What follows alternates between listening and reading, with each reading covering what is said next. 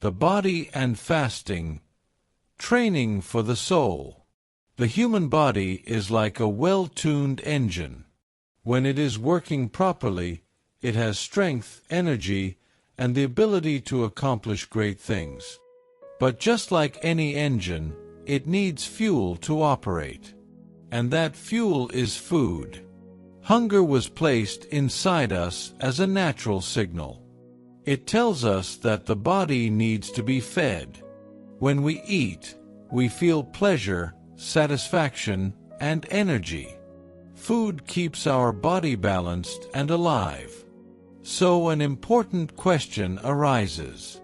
If food is so necessary, why would someone choose not to eat? Today, we are taught to eat 3 times a day: breakfast, lunch, and dinner. Some people even add snacks in between. We live in a culture where skipping meals seems wrong. Many associate it with weakness or suffering. But there are moments when a person voluntarily chooses not to eat.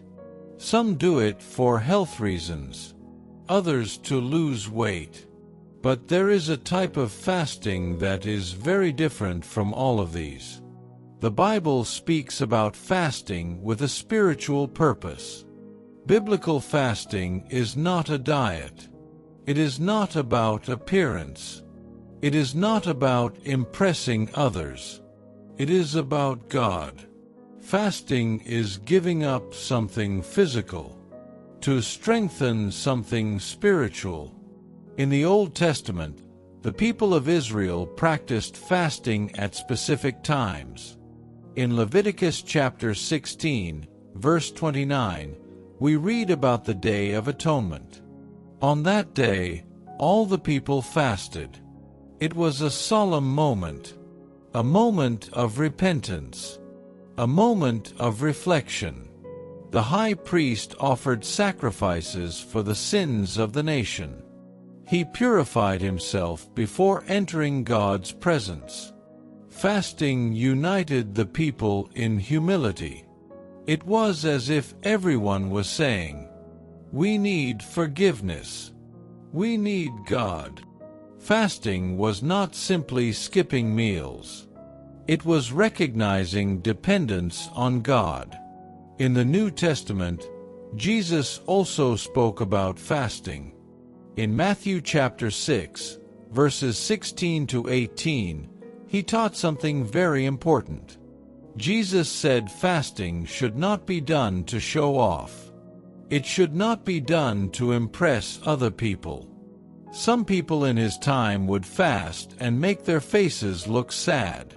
They wanted everyone to know they were sacrificing something. But Jesus taught the opposite. He said to fast in secret, not to seek human recognition. Because the true purpose of fasting is to draw closer to God. If someone fasts just to receive praise, their only reward will be human approval. But if they fast for God, the reward comes from God Himself. Fasting is saying no to the body for a time, so you can say yes to the Spirit.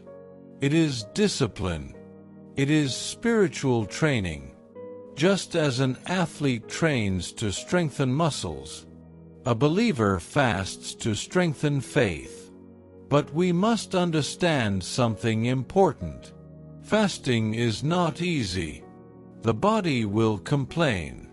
Hunger will come. Discomfort will appear. That is why it is wise to start small. Maybe skip one meal, or fast from sunset to sunset the next day.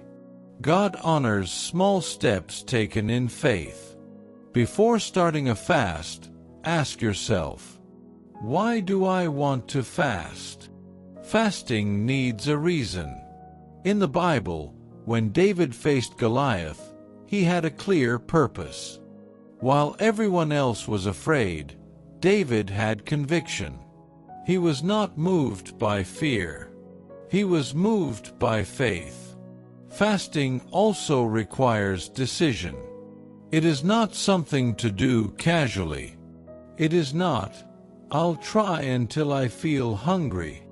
It is commitment. If you decide to fast for one day, complete that day, even if it feels difficult. Write down your reason.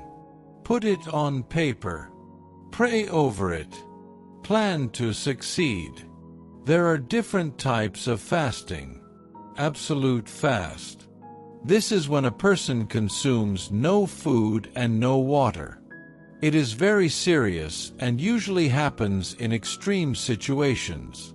The Apostle Paul followed this type of fast for 3 days after encountering Jesus on the road to Damascus, as described in Acts chapter 9, verse 9. This type of fasting requires great caution. Normal fast. In this fast, a person avoids solid foods but drinks water. Many people also remove pleasurable drinks like soda or sweet juices. The focus is simplicity.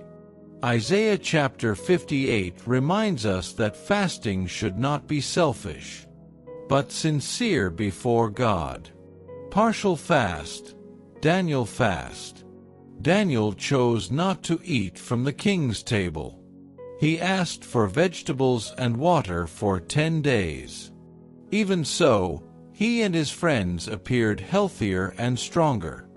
This type of fast is ideal for beginners. If you have never fasted before, start with 1 day. Observe how your body responds. Choose a calmer day of the week. Do not begin with something extreme. Fasting is not a competition. It is a relationship with God. And remember, if you have any health conditions, seek medical guidance before beginning a prolonged fast.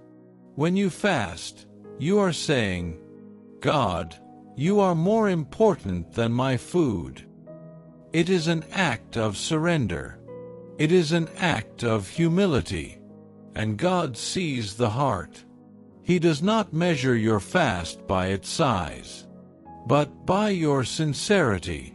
If you take a step of faith, even a small one, God will honor it. If this message spoke to you, leave a like, subscribe to the channel, and share it with someone who needs to strengthen their faith. See you in the next video.